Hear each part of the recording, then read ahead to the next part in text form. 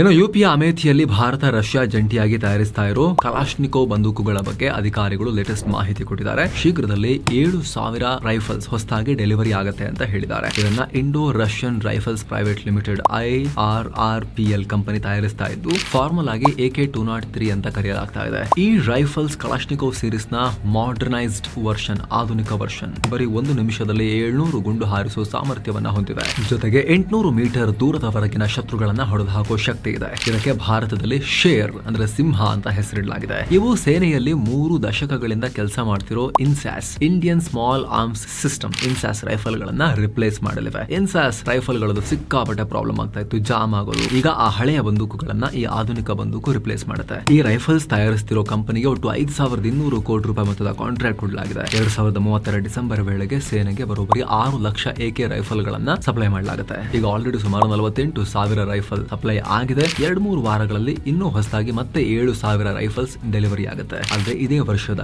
December ಒಳಗಡೆ ಮತ್ತೆ 15,000 rifle ಸಿಗುತ್ತೆ ಅಂತ IRRPL ಕಂಪನಿಯ chief major general SK Sharma ಹೇಳಿದ್ದಾರೆ.